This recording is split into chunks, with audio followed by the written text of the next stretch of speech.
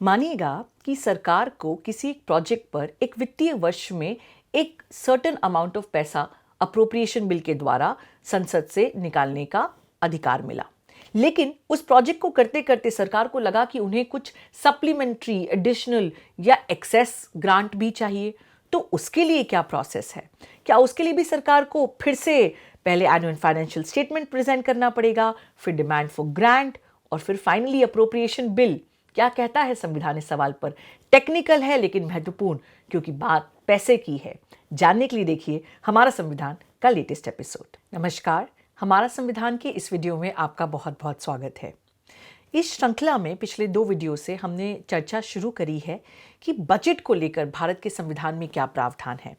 112 अनुच्छेद पर हमने एक वीडियो पूरा बनाया जिसमें मैंने आपको एक्सप्लेन किया कि कैसे एनुअल फाइनेंशियल स्टेटमेंट दोनों सदनों के सामने राष्ट्रपति और फिर फाइनेंस मिनिस्टर प्रेजेंट करते हैं। पिछले वीडियो में हमने देखा कि किस प्रकार से डिमांड फॉर ग्रांट लोकसभा के सामने पेश की जाती है और कैसे आर्टिकल 114 अनुच्छेद 114 के अनुरूप एक अप्रोप्रिएशन बिल लोकसभा को पारित करना होता है। देखिए, एक बात समझ लीजिए, बिना अप्रोप्रिएशन बिल पारित करे किसी भी प्रकार का पैसा कंसोलिडेटेड फंड ऑफ इंडिया से नहीं निकाला जा सकता। अब 2 सवाल खड़े होते हैं। पहला तो ये कि जब कभी सरकार कोई एस्टिमेट प्रेजेंट करती है कि किसी इस प्रोजेक्ट पर इतना पैसा खर्चा होना है या इस सेक्टर पर इतना पैसा खर्चा होना है। मानिएगा कि यदि एक एजुकेशन एक सब टॉपिक के रूप में सरकार अपने बजट में बनाती है कि स्कूल एजुकेशन पर, प्राइमरी स्कूल एजुकेशन पर इस साल हमारा खासा ध्यान रहेगा और इतने नए स्कूल बनाने के लिए इतना हमारा एक्सपेंडिचर होगा, एक एस्टिमेट देती है, एक अनुमान लगाती है और उसको लोकसभा से पारित करवा लेती है, एक अप्रोप्रिएशन बिल लेकर आती है। और मानिएगा कि सदन जो है, राज्यसभा और लोकसभा मिलकर ये कहते हैं कि हाँ, ये बजट जो है ये सही है। लेकिन उस साल जब वो प्रोजेक्ट चालू होता है तो सरकार को ये महसूस होता है कि हमें और एक्स्ट्रा पैसे की ज़रूरत है या हमने जो एस्टिमेट लगाया था वो गलत है। या मानिएगा कि कोई ऐसी आपातकालीन सिचुएशन आ जाती है, कोई इमरजेंसी सिचुएशन आ जाती है, कॉन्स्टिट्यूशन के हिसाब से इमरजेंसी नहीं, लेकिन मानिएगा कि कोई हेल्थ कंडीशन है, जैसे हमने कोविड के समय पर देखा, या कोई और ऐसा खर्चा जिसका सरकार अनुमान पहले से नहीं लगा सकती थी। तो चूंकि बिना अप्रोप्रिएशन बिल के सरकार कोई पैसा निकाल नहीं सकती, तो ऐसे आपातकालीन व्यवस्था के लिए क्या संविधान में कुछ लिखा गया है?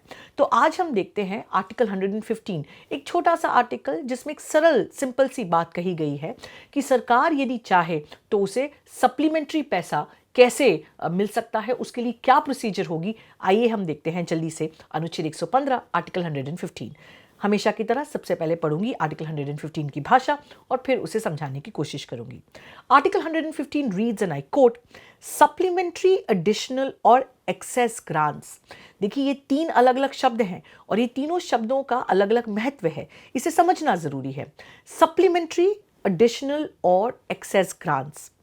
सब clause 1, the president shall A, if the amount authorized by any law made in accordance with the provisions of Article 114 to be expended for a particular service for the current financial year is found to be insufficient for the purposes of that year, or when a need has arisen during the current financial year for supplementary or additional expenditure upon some new service not contemplated in the annual financial statement for that year, or B, if any money has been spent on any service during a financial year in excess of the amount granted for that service and for that year caused to be laid before both the houses of parliament another statement showing the estimated amount of that expenditure, or caused to be presented to the house of the people a demand for such excess as the case may be.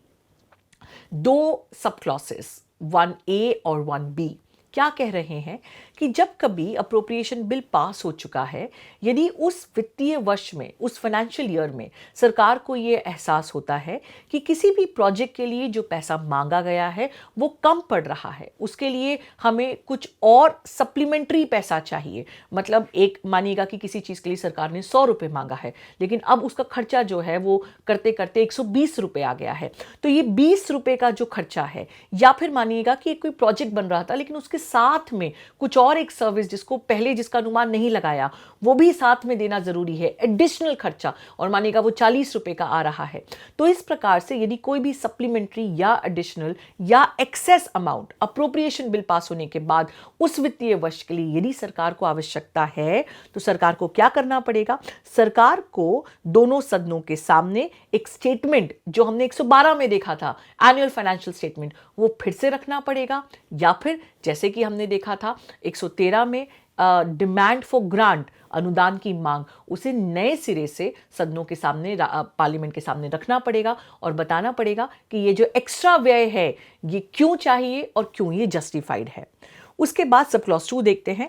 The provisions of article 112, 13 and 14 shall have effect in relation to any such statement and expenditure और demand and also to any law to be made authorizing the appropriation of money out of the Consolidated Fund of India to meet such expenditure or the grant in respect of demand as they have effect in relation to the annual financial statement and the expenditure mentioned therein, or to a demand for grant and the law to be made for the authorization of appropriation of money out of the Consolidated Fund of India to meet such expenditure or grant।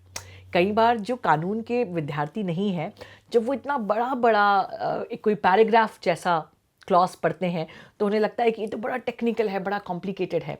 देखिए, मैं ये सारे अनुच्छेदों पर आपको commentary बिना इसे पढ़े भी बता सकती हूँ कि इसका क्या मायना है, लेकिन ये जो हमने पूरा हमारा संविधान में एक प्रोसेस अडॉप्ट किया है कि मैं आपके साथ लाइन बाय लाइन, शब्द बाय शब्द पढ़ती हूँ, वो इसलिए ताकि आप संविधान पढ़ना सीखें और ये समझें कि ये जो बड़ी टेक्निकल भाषा में पॉइंट छुपा है वो पॉइंट क्या है। तो जब हम पढ़ना शुरू करते हैं तो हमें लगता है कि पॉइंट बड़ा सिंपल है। पॉइंट क्या है कि किसी भी प्रकार से जब पैसा विड्रॉ किया जाता है किसी भी कारण से, तो उसे बिना अप्रोप्रिएशन बिल के नहीं किया जा सकता। दूसरी भाषा में कहा जाए कि सरकार जो काम सीधे नहीं कर सकती उसे उल्टे तरीके से भी नहीं कर सकती। इसका क्या मतलब है कि यदि सरकार चाहे कि बिना बिल पारित करवाए, अप्रोप्रिएशन बिल पारित करवाए हम पैसा निकाल लें, तो वो नहीं निकाल सकते। तो क्या वो एडिशनल या एक्सेस ग्रांट के नाम पर पैसा निकाल सकते हैं चोरी छुपे? जी नहीं, उसका जवाब है नहीं, क्योंकि सब क्लॉज 2 कहता है 115 का कि जो लॉ और प्रोसेस 112, 13 और 14 में दी गई है वो सब कुछ सप्लीमेंट्री, एडिशनल या एक्सेस ग्रांट पर भी लागू होगी। तो आपने जब मेन पैसा निकालने के लिए जो पूरी प्रोसेस फॉलो करी है, जिसके लिए मैंने पिछले 2 वीडियो बनाए हैं, वो पूरी प्रोसेस सप्लीमेंट्री, एडिशनल और एक्सेस ग्रांट पर भी लागू होगी। तो इंपॉर्टेंट महत्वपूर्ण पॉइंट आर्टिकल 115 का छोटा सा क्या कि एडिशनल, एक्सेस या सप्लीमेंट्री ग्रांट सरकार को चाहिए हो सकती है, लेकिन उसके लिए भी बिना अप्रोप्रिएशन बिल पास किए पैसा नहीं निकाला जा सकता।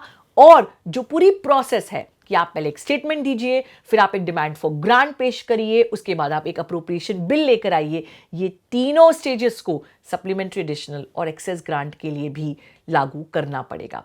लेकिन अब आपके जहन में एक सवाल है कि कई बार जब, जैसे मैंने कहा, इमरजेंसी सिचुएशन या आपातकालीन, तो आपातकालीन समय में क्या सरकार के पास इतना समय होगा कि ये सारी स्टेजेस को डिटेल में फॉलो करके फिर पैसा निकाले?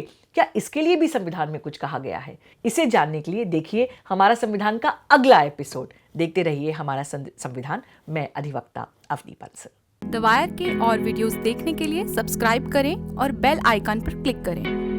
स्वतंत्र पत्रकारिता की आर्थिक मदद करने के लिए डिस्क्रिप्शन में दिए गए लिंक पर जाएं और अपनी राशि चुनें।